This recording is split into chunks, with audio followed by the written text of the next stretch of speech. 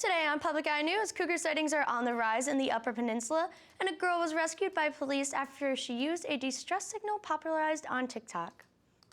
Later, Brendan Ford will have your weather, and Rossway will have your sports update. Hello, I'm Megan Tarcia. And I'm Dana Sadler, and this is Public Eye News.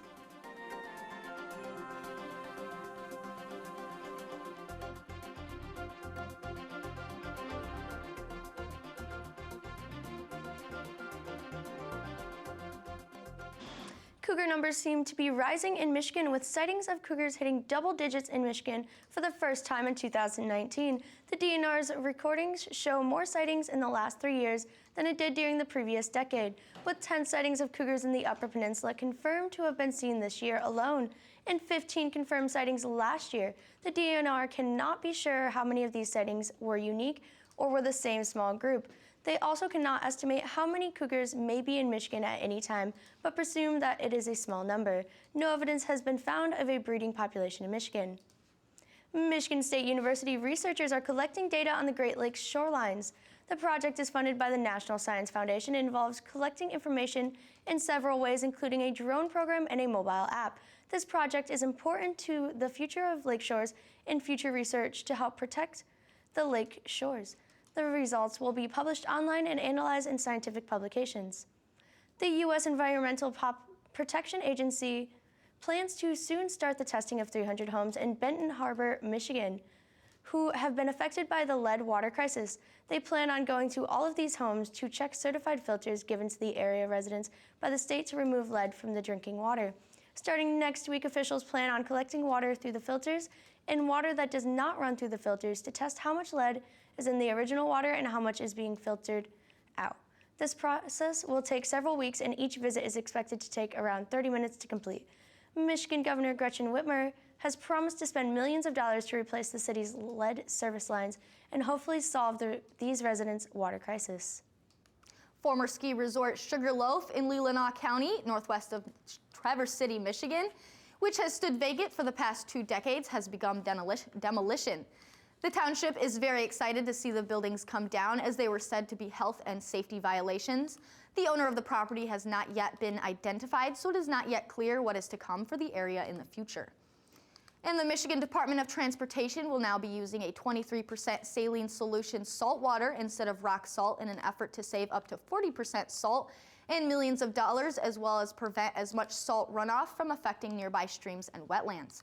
A pilot project that took place in Montcalm County was said to go very well, and MDOT plans to use the saline solution salt water on stretches of M43 near Grand Ledge, M20 near Mount Pleasant, and M56 in Montcalm County this coming winter. Finally, lawmakers in neighboring Wisconsin are pursuing a last-ditch effort to save paper mills in Wisconsin Rapids and Park Falls. The mills in both cities remain idle, meaning they aren't in production but are being maintained by small crews. But as winter looms, there is a potential for damage to the large complex machinery if their owners don't keep the heat on. And in Park Falls, liquidation is another threat. Without action, the mill's owners is set to auction off its parts on November 17th. A new bill would fund a $15 million state loan toward the purchase of the Park Falls mill in a last-ditch effort to prevent the auction. It would also fund a $1 million loan to Verso, an Ohio-based company that owns the Wisconsin Rapids mill, to ensure the company would keep the heat on and preserve its machinery. And after this break, we'll be back with your national and international news.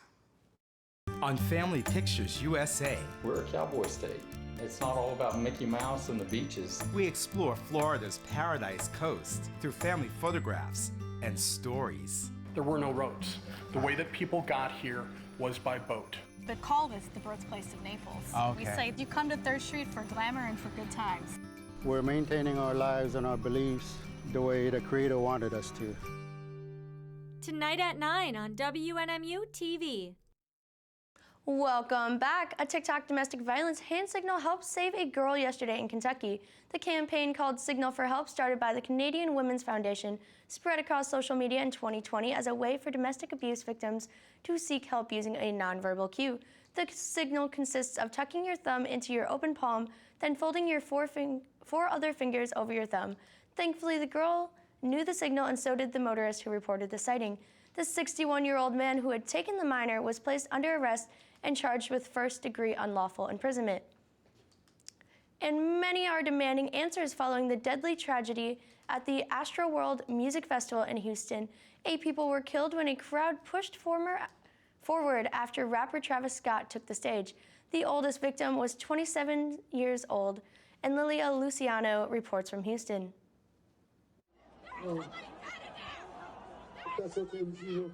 Cell phone video shows a panicked festival goer at Friday night's Astroworld concert pleading for help from a camera operator, but the show would go on.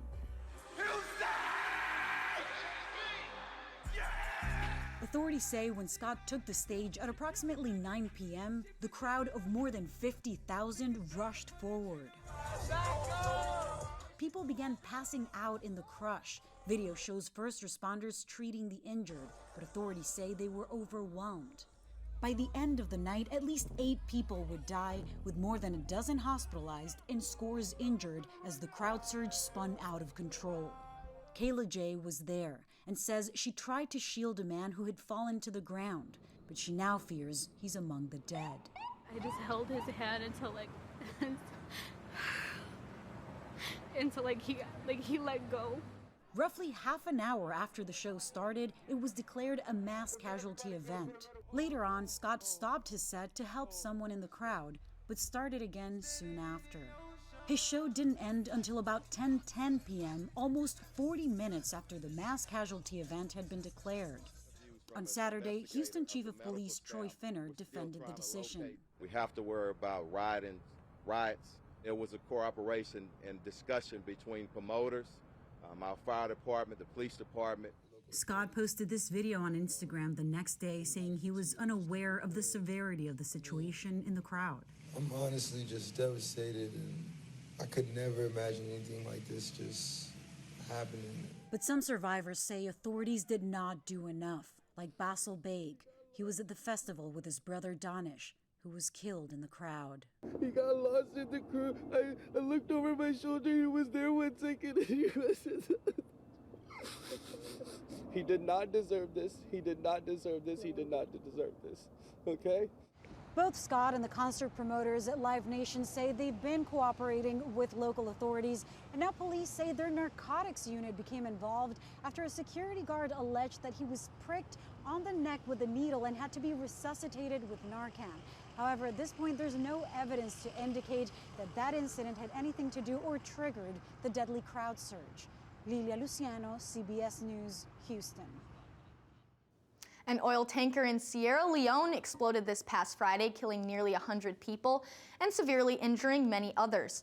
The oil tanker had collided with another truck as it was pulling into a gas station in a busy intersection. After the collision, the trucks began leaking fuel, and large crowds in the impoverished country gathered in an attempt to collect the fuel. An unknown cause ignited the fuel, and a massive explosion killed 98 people and injured over 100 with severe burns. Red-hot lava is still lighting up the sky on the Spanish island of La Palma, 50 days after the volcano first blew. It's becoming a magnet for tourists, as CBS's Ian Lee reports from London. Snaking around the streets of La Palma, you can't miss the massive volcano. For weeks, it's dominated the small island, but recently, among its roar, is another rumble. A classic car tour, but it's not the Mustang or Corvette that's turning heads. To see this volcano erupting is a lifetime experience. I've never been so close to a volcano. The vintage vehicles rolled in for a 19-day tour covering all the Spanish Canary Islands. But La Palma is the showstopper. It's fantastic, the power of nature. Many left their most prized possessions at home, bringing newer cars, because it is a natural disaster. Volcano! Plus, ash ain't good for the paint. Almost ready to go. Just get the roof down so we can get all the volcanic ash in our faces. That's the plan. As for the volcano's plan, scientists say they just don't know when it'll decide to hit the brakes. Ian Lee, CBS News. After this break, we'll be back with your weather update and your sports update. Stay tuned. For its life. The pilots conceived the idea of an all-American flying corps serving France. I'm going to go do some damage. That was their attitude. Flying over a war zone was a very scary thing to do. Americans need to understand the incredible things that those guys did. They gave their lives for France.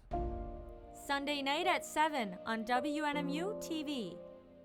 Hello and welcome back to Public Eye News. My name is Brendan Ford and I will be giving you your weather for today. Looking at this beautiful NMU campus, we can see the sun out and all the college students are excited for it. Looking into our current conditions here in Marquette, it is partly cloudy with a temperature of 61 degrees, winds heading out of the southeast at 11 miles per hour, and a barometric pressure of 30.04 and rising. Looking into tonight, the cloud will be covering up the moon with a low of 36 degrees and winds heading out of the west-northwest at 9 miles per hour. And on to tomorrow, mostly cloudy with a high of 54 degrees, winds heading out of the west-southwest at 10 miles per hour. Looking all over the UP, we see it as 56 degrees and cloudy over in Sault Ste. Marie, 60 degrees and sunny in Manistee, 62 degrees and partly cloudy over in Escanaba. Moving on to Menominee, that sun is out at 65 degrees. On Iron Mountain, 63 degrees, partly cloudy. In Ironwood, 51 degrees and sunny. In Houghton, 53 degrees and partly cloudy. And here in Marquette, 61 degrees and cloudy. Let's get into that future weather. Looking ahead, it is going to be a high of 61 degrees and a low of 41 degrees on Wednesday, mostly cloudy. On Thursday, a high of 58 degrees, a low of 34 degrees, mostly cloudy. And on Friday, you guessed it, mostly cloudy with a high of 51 degrees and a low of 33 degrees. Let's go ahead and talk about some sports with Ross Ray. Thank you, Brendan. On Saturday, the Wildcats ended up with a weekend sweep, defeating Boston University 6-2. The Wildcats opened the first period with an early goal from sophomore Moki Koala, with an assist from Andre Gantos and Hampus Eriksson. Koala would also end up scoring his first hat trick while picking up 4 assists and a 4-point night. But it was Andre Gantos leading the team with a career high of 5 points, recording 4 assists and a goal for the win. Hank Krohn, A.G. Vanderbeek, Hampus Eriksson, and Ben Newhouse East also scored a point during the game. The Wildcats will face off against their rivals Michigan Tech with a away game on Friday at 7 p.m. and a home game on Saturday at 6:30 p.m. And this weekend was not a kind one for the NFC North. The Minnesota Vikings fell short against the Baltimore Ravens 34-31. The Vikings held on with a tight lead of 6 points up until the fourth quarter. The Ravens were able to bring it around to overtime with 2 touchdowns and won the game with a 36-yard field goal from Justin Tucker. The Green Bay Packers would end up struggling against the Kansas City Chiefs as well, who ended up winning 13-7. Despite a solid defensive lines on both sides, the Chiefs were able to sneak away with a touchdown from Travis Clee in the first quarter and 2 field goals from Harrison Buckter in the second quarter. Alan Lazar was able to score a single touchdown for the Packers in the fourth quarter with 4 minutes and 54 seconds left on the clock. But in other Packers news, quarterback Aaron Rodgers has been facing harsh criticism after it came out that he had not been vaccinated for the coronavirus, despite telling the public otherwise. Rodgers has been facing the music as Wisconsin healthcare provider Palphia Health dropped the partnership with the Packers star. Fox NFL analyst Terry Bradshaw also tore into Rodgers on air, stating among other things that it was extremely disappointed in Rodgers and that Rodgers had lied to everyone. As the backlash continues to pile up for the quarterback, it is unknown what his future is looking like in the NFL. And that is all the time we have for today for you for Public Eye News. My name is Ross Ray. And I'm Megan Tarcia. Make sure you tune in tomorrow for some more news action.